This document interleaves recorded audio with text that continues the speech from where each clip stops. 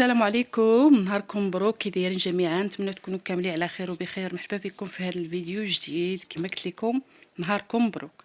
قبل ما غادي نهضر معكم في هذا الفيديو غادي ناكد لكم انني مازال ما تصنتش البدويه، لذلك مازال ما غاديش نعطي رايي حول اللايف اللي دارت البارح، ولكن اللي غادي ناكد عليه هو ان الامور اللي قالتها ايمان باري البارح في اللايف ديالها هي واحد الامور اللي خطيره جدا، كتحتاج اثباتات اللي هي قويه جدا، لان فيه واحد الامور خطيره اللي كتمس بالجهاز الامني ديالنا، بالقضاء، يعني كتمس بعض الاجهزه الحساسه ديال الدوله، وكتهم بهم بشي امور اللي صعيبه.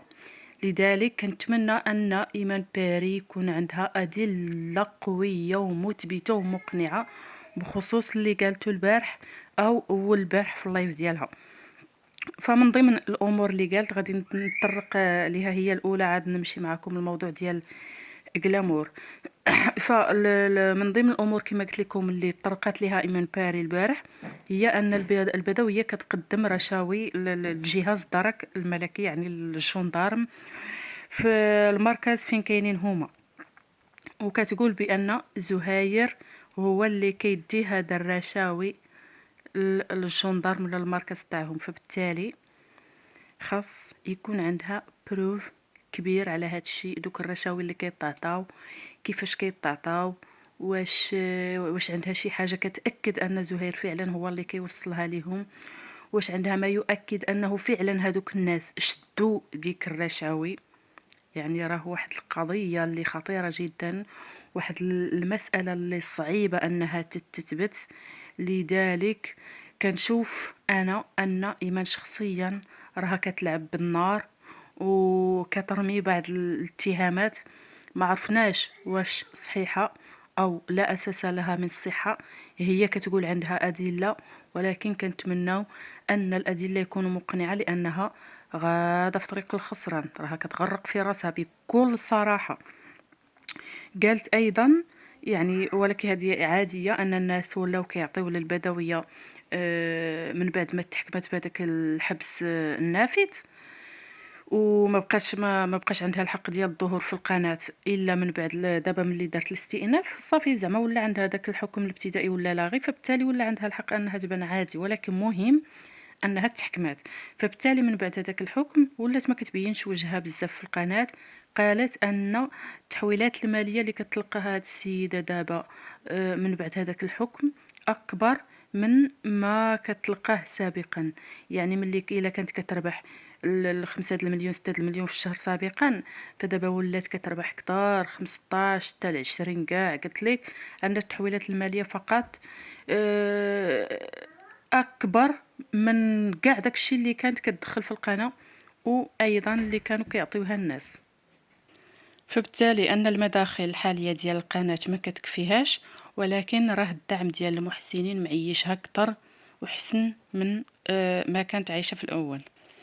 قالت انه ايضا من اجل استماله المحسنين وباش تلقى الدعم المالي، فبالتالي حنا لما كنقولوا مثل هذه الامور فهذا لا يعني اننا ضد حتى واحد فيهم، ولكن كنقولوا ان كل واحد فيهم لا ايمان للبدويه مجبرين باش يبينوا داكشي اللي كيقولوا. ايمان مجبر انها تحط الادله القاطعه على ان كلامها صحيح، لانه اذا استدعتها النيابه العامه وغيرها باش يحقوا معها في داكشي اللي كتقول، خاصها تحط الادله القاطعه. والبدويه العكس، خاصها تدحض داكشي اللي كيتقال في حقها ديال الرشاوي وغيرها، خاصها حتى هي تحط ما يفيد ان ديك السيده غير كتكذب، وانها غير ما تنبغى تطيح لها من السمعه ديالها، او انه بيناتهم خلاف يوتيوبي على مواقع التواصل الاجتماعي. من ضمن ايضا الامور اللي قالتها، قالت كما قلت لكم ان المحامي ديال البدويه ذكرت بان نعيمه البدويه لما كل لقاء او كل خرجه كتخرجها مع المحامي كيدي منها 7000 درهم 8000 درهم حتى 10000 درهم. والسبب قالت بان ما بغات فقط تستعطف المحسنين وهذا باش انهم يجمعوا الاموال على ظهر المحسنين.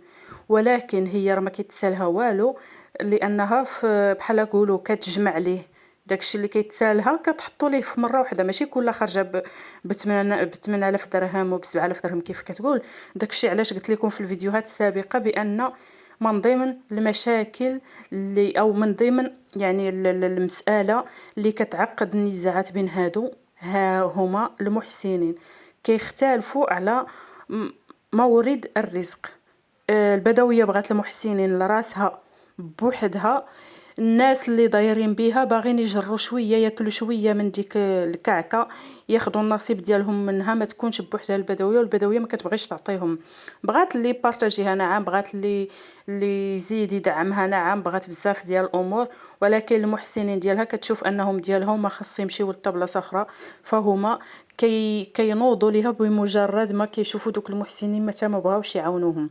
ايمان من بعد قالت بان البدويه تبلات عليها، بمعنى ان القاضي سول البدويه على ايمان واش هي جزائريه او مغربيه، بحكم اللكنه الوجديه كما كتعرفوا قريبه للهجه الجزائريه. فالبدويه من طبيعه الحال جاوبت بانها مغربيه. فالقاضي سولها سؤال تاني، واش هذيك ايمان يعني كتضرب في القضاء؟ البدويه جاوباته بالله اعلم. هنا ايمان بقى فيها الحال، علاش ما برأتهاش؟ مادام قلتي ليه الله اعلم، اذا بحال لمحتي ليه بانني يعني كنضرب في القضاء، فهاد الشيء بقى فيها. وقالت علاش اللي ما قالتش ليه مثلا لا وما برأتهاش قدامه، ويعني كبرت بها. فبالتالي فين كاين الخطأ، او فين كاين نقطة النزاع بيناتهم هنا؟ يعني ان ايمان خرجت هذا الامر وقالت لو ان البدويه ما خبرتنيش بهاد التفصيله او ما قالتش لي راه سولني عليك القاضي، ما كانتش غادي تكون في العلم ديالي ان القاضي سولها عليا. بمعنى ان البدويه هنا كتخرج الاسرار ديال المحاكم والقضاء باش كتخدم بهم، باش كدير البوز، باش كتخدم كمحتوى كما العاده. ثم قالت انه كاين موضوع المزيت اللي كما كتعرفوا كاملين انه حاليا محبوس في السجن، قالت غادي تعطي فيه تفاصيل اكثر في قادم الايام. لكن اللي اثار الانتباه ديالي وغادي نهضر عليه عاوتاني بقوه، وكنتمنى عاوتاني من للمره الالف ان ايمان يكون عندها دلائل على هذا الشيء اللي كتقول.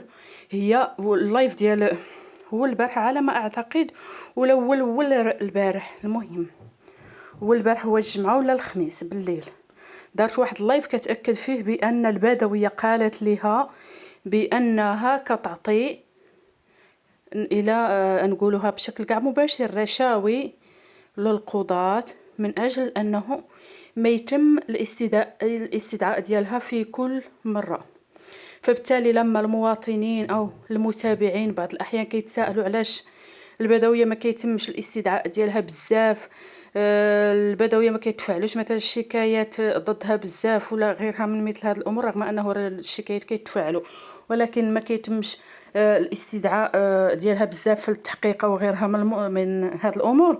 قالت ايمان ان البدويه راه كترشي القضاة من اجل انهم يميكوا عليها، بهذا المصطلح قالت انهم يميكوا عليها شويه. ودابا نتوما قولوا لي وخليوا لي في التعليق واش في نظركم هذه امور اللي تستاهل انها تدوز مرور الكرام في لايفات، في بثوث اللي هي مباشره، اللي تهضر عليها بشكل اللي هو عادي جدا؟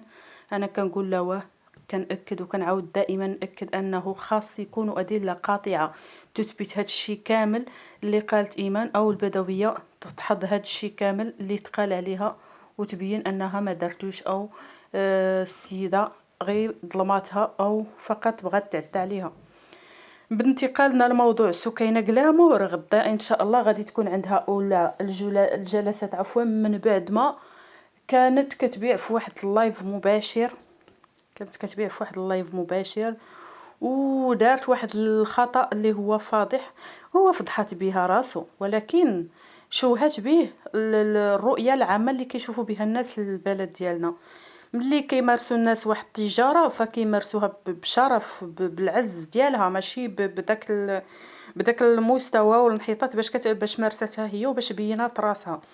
فبالتالي هذاك الفعل خلى ان النيابه العامه تستدعيها انهم يعتقلوها مباشره. فمن قبل ما يعتقلوها كانت حطات على حسب ما قالوا الناس اللي متابعينها في السطوريات ديالها انها زعما مده هذه ما طلعت في الواشمه، ولا كاع ما طلعتش فيها، ربما كانت غتطلع فيها لانه في القضيه ديال حمزه موبيبي كان تم الاعتقال ديالها، فبالتالي كنظن انها طلعت فيها، ولكن هي بارطاجات في الستوري ديالها بحال انها ما طلعتش، ما طلعتش نهائيا في الواشمه. فبالتالي بمجرد انها بارطاجات هذاك الستوري ديالها، الغد ليه قرقبوا عليها. وإلا قلنا قرقبوا عليها فلأنها كانت بصدد مغادرة أرض الوطن، ربما لأنها عرفات الخطأ اللي ارتكبته، كانت باغا تهرب، كانت باغا يعني تمشي باش زعما عاوتاني تسلك راسها، رغم أنها راه ما غاديش تسلك راسها، تمشي واحد شوية ترجع، ضروري غادي تشد، لأن المسألة اللي دارتها راه ما كدارش وما عمر شي حد دارها في التاريخ. هي الى ما خفناش نقولوا راه ديجا عندها امور اللي خاصها تعاقب عليهم قانونيا، ديال الاخلال بالحياء العلني العام وداكشي. هي ديجا عندها فيديوهات هذه سنه وهذه غيرها، الناس ديجا يعني هضروا عليها وهضروا على ضروره التدخل القضائي في حقها، باعتبار بعض السلوكيات اللي كانت كديرهم، اللي خايبين، كانت كديرهم على فيديوهات، على لايفات وغيرها من مثل هذه الامور، وما كانش انا داك اللي دخل في حقها. كاينين ايضا عفوا بعض الدعوات او الافكار اللي كتدافع عليهم هاد السيده، ديال ان المراه زعما تلبس اللي بغات، ولو انه يكون مثلا معري، ولو انه يكون ما مستورش، ولو خاصها تلبس داكشي اللي بغات. فهاد السيده من ضمن الناس اللي كيناشدوا بهاد المساله هادي، بغات ان العيالات زعما البنات يتعراو يوليو يلبسوا داكشي. شوفوا، هي بغات هاد الشيء باش هي طبقوا الراس، ونهار طبقوا راسها تقول راه كاع العيالات كيديروا هكاك. اي انسان كيدافع على واحد الفكره من هذا النوع، فكيدافع عليها على قبل راسو باش يطبقها هو، ماشي على قبل انه مثلا يحقق للمجتمع الحريه ديالو مثلا في اللباس وغيرها من الامور، انما هي كتضرب على المصالح ديالها لا غير. هذيك الانسانه عندها محل تجاري كتبيع فيه وتشري فيه، بغات دير البوز، بغات دير داك الوصول السريع، داك الربح السريع والغنى السريع، ها هي دخلات السجن، رغم انه كاينين صحابتها اللي خرجوا، بين منتقد بين معارض ومؤيد، كيقولوا انها كتأثر بزاف لما كتدخل السجن، وكتدخل في ازمات اللي كيكون نفسيين وفي اكتئاب حاد باللي كيوقعوا لها مثل هذه الامور، وكتدخل في مجادلات او في صراعات مع القضاء. فهي كتدخل في واحد الاكتئاب اللي كيكون حاد، وكيخافوا على حياتها لانها كتكون معرضه لبزاف ديال الامور، يعني ممكن هي زعما الله يستر ديرهم في راسها. وخلاص راه الناس ديال الاكتئاب كيكونوا معروفين بانهم قادرين يأذيو راسهم. فبالتالي هادشي اللي كاين بخصوص اليوم في موضوع سكينة كلامور. غدا كاينه اولى الجلسات ان شاء الله، غدا غادي نشوفوا شنو داروا معها الا كتب الله. نتمنوا انه يعني يتخاد فيها الحق حسب درجة او كمية الاذى اللي سبباته بسبب هذاك الفيديو هذاك اللي دارت على موقع التواصل الاجتماعي، او ذاك البث هذاك. خليتكم في امان الله، دمتم في حفظ الله ورعايته. السلام عليكم ورحمة الله تعالى وبركاته.